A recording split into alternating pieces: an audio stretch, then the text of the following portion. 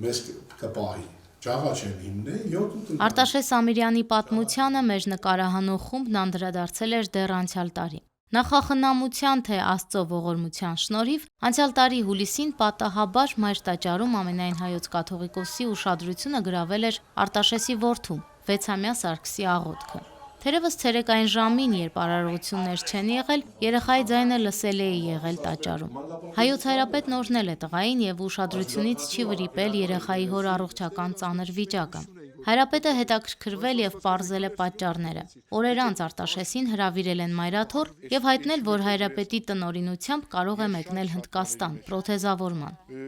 1.5 ամիս տևած բուժումներից հետո Արտաշես Ամիրյանը վերադարձել է Հնդկաստանի Կալկաթա քաղաքից, որտեղ կնոջ հետ միասին հյուրընկալվել է Հայոց մարդասիրական ճեմարանում։ Պրոթեզավորման, բժշկական հետազոտությունների, միջամտությունների ծախսերն ամբողջությամբ հոգացել է մայրաթոռը։ Ես այնտեղ տեղավորվել եմ իմ կնոջ հետ մի առանձին սիրուն երկու սենականոց տնակի մեջ, ինձ բարձր մակարդակով ընդունել են, սպասարկել են սնունդով, տարել են բուժման հետազոտությունները բոլոր, զակազ են տվել իմ պրոթեզը, շատ լավ, տիտանովի, եւ այս ձողը Ռուբեն խաղում է, աջ ձախ, նշանակում է, որ ես միտեղ թեք ընկնեմ, չի ջարդվի կամ ես չեմ ընկնի, ինքը թեքվում է, ոնց որ բնականն է թեքվում։ Կրունկը, որ ոնց որ ամորտիզացիա անի, ինձ քայլաստի, ինձ ուշ տան։ Այսինքն ամենաբարձր մակարդակով կազմակերպվել է, չի խնայվել ոչ դասին, ոչ որակին, ոչ արժեքին։ Հայոց հայրապետը մարտի 25-ին ընդունեց Ամիրյանների ընտանիքին։ 90-ականների մարտական գործողություններին մասնակցած Արտաշեսը հպարտությամբ է խոսում Ֆիզուլիում, Կապանում, Քարվաճառում իր զինվորական ծառայության մասին։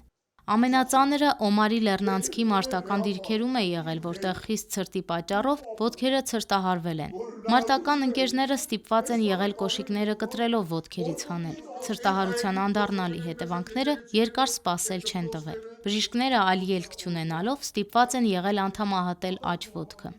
Անոթների խցանման եւ զարգացող փտախտի պատճառով որոշ ժամանակ անց Արտաշեսը ձախ ոտքը եւս կորցնելու վտանգի առաջ է կանգնել։ Սակայն Հնդկաստանում հետազոտություններից հետո բժիշկները եզրակացրել են, որ երկարատև բուժումը եւ վիրահատական միջամտությունը թույլ կտան ոտքը փրկել։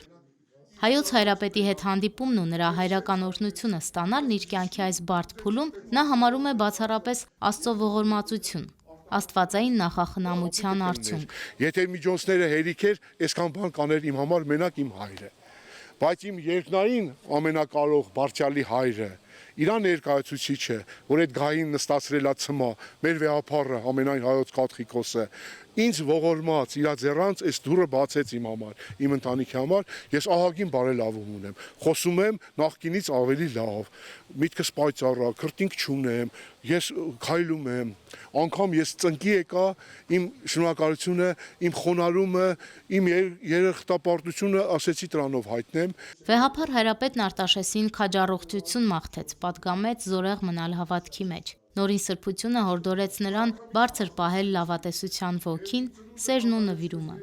Արցախյան պատերազմների հետևանքով վնասվածքներ ստացած տասնյակ զինվորականներ Գարեգին II ամենայն հայոց հայրապետի անմիջական օժանդակությամբ բուժվում եւ պրոթեզավորվում են արտասահմանի լավագույն բուժհաստատություններում, վերականգնում կյանքի որակը։ Անուշ Առաքելյան, Արթուր Մանուչարյան, Եկեղեցական կյանք։